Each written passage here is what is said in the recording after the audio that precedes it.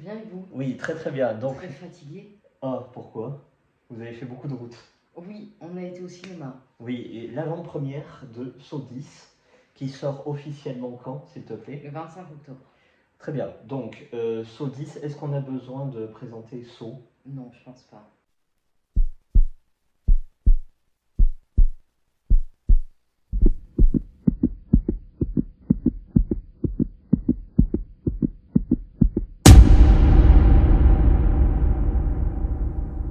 Tout le monde est au courant. Oui, Voilà. Donc, le genre, s'il te plaît. c'est de l'horreur. Très bien. La durée. 1h58. Et c'est pour quel public? 16 ans et plus. Très bien. Une petite colle pour commencer. Oui. Voilà. Est-ce que tu savais que tous les Saw 10 sont limités aux moins de 16 ans?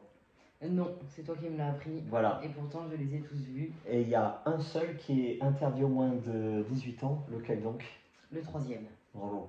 Félicitations. Il était particulièrement sadique. Oui. Donc, c'est réalisé par qui? C'est réalisé par Kevin Greuther. Est-ce qu'il a fait des choses... Les Sauts. Oui. Et Jezabel, qui est un très bon film que je conseille. Très bien. Je pense que dans les acteurs, on va retrouver toujours les mêmes. Enfin, toujours le même déjà. Tobin Bell. Très bien. Bon, les Sauts. Les Affranchis. Très bien. Ensuite, en acteur. Nous avons Shawnee Smith, qui elle a fait The Grudge 3. Oui. Et j'ai noté Sinov Magkodi Lund. C'est une Norvégienne. Oui. Et elle a fait Ragnarok sur Netflix, très très bonne série. Donc, alors Saw 10, c'est un préquel. Ça se glisse entre le Saw 1, qui pour moi était meilleur, et le Saw 2. On va avoir deux points de vue, parce que moi j'ai tout vu. Toi, par contre... Oui, toi t'es fan, moi je suis pas fan de Saw. Voilà, mais t'en as vu. Mais t'as pas suivi toute l'enquête et toute l'histoire, et voilà. Parce qu'arrivé à un moment, moi j'ai trouvé que c'était redondant. Ça se ressassait, c'est toujours la même histoire. Alors vas-y, le pitch. Oui, alors le pitch. C'est John Kramer qui côtoie des cercles de parole où les malades se confient sur leur état, leur espoir, leur désespoir, etc., etc.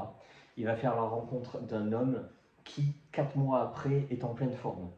Il va lui donner une petite adresse en lui disant « Va écrire à ce docteur-là, tu verras, il fait des miracles. » Chose que Frank fait, direction Mexique, direction... Frank. Ah oui. John. Sur Mexique, un laboratoire de fortune avec une recette miracle. Vous en faites pas, votre cancer du cerveau, on va le guérir dans une semaine et vous pétez la forme.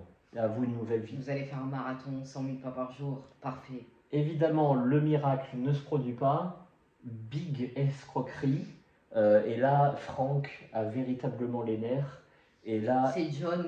Ah oui, pardon, c'est John, excuse-moi. C'est John, et là, il va mettre toute sa haine dans sa vengeance. Implacable. Ton ressenti, s'il te plaît. Le mieux, c'est qu'il n'y a personne qui s'appelle Frank dans ce film. Donc, moi j'ai grave aimé. Il est tard, excusez-moi. Oui, très tard. J'ai grave aimé, c'est un très bon saut. Attention, bien différent des autres quand même. Beaucoup plus dans la discussion, la réflexion et les morales. Et l'émotion. Et l'émotion. Vraiment moins dans le gore et le sang. Par contre, c'est 2 fois plus réaliste. Totalement. Ah ouais, ce qu'on voit, ça explose. C'est vraiment...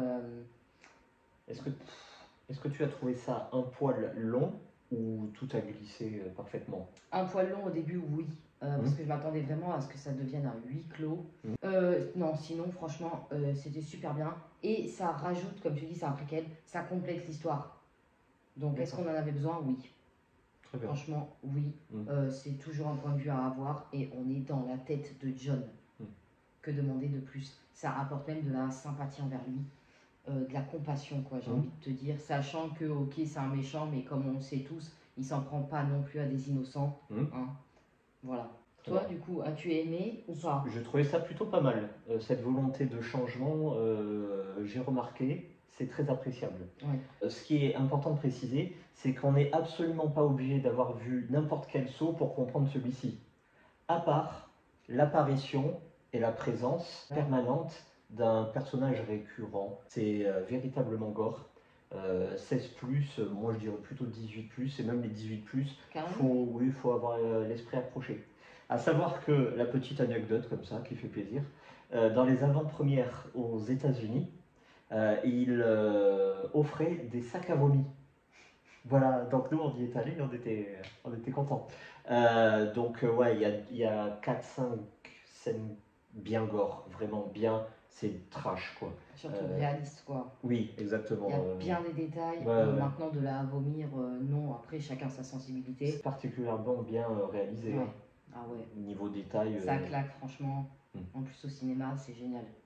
Après, voilà, comme tu disais, ça a des volontés de changement. Et moi, ça faisait bien longtemps que j'espérais ceci. De toute façon, c'est officiel, hein, le réalisateur l'a dit. Si Saw 10 rapporte l'argent, il y aura véritablement une suite. De toute façon, j'ai lu quelque part que les 9 Saw ont rapporté plus d'1 milliard de dollars. Et là, c'est 13 millions de budget. Rien qu'aux États-Unis, ils sont déjà à plus 70 millions de recettes. Donc c'est vendu, c'est bon. Je pense qu'en France, ça va connaître l'engouement que tous les autres épisodes ont connu. Est-ce que tu le conseilles et si oui, à qui? Ah, je le conseille aux amateurs du genre, encore une fois. Hein, on va pas se lancer là-dedans si on n'aime ni le gore ni le sang. Oui, attention, totalement. vous êtes prévenus. Moi, je rejoins totalement ton avis. Il faut vraiment apprécier l'horreur. Bon bah voilà, très bien, merci beaucoup. Et surtout, allez courir au cinéma parce qu'il est vraiment trop bien. Merci à vous. Et puis à très vite. À bientôt. Ne faites pas de cauchemars. Hein.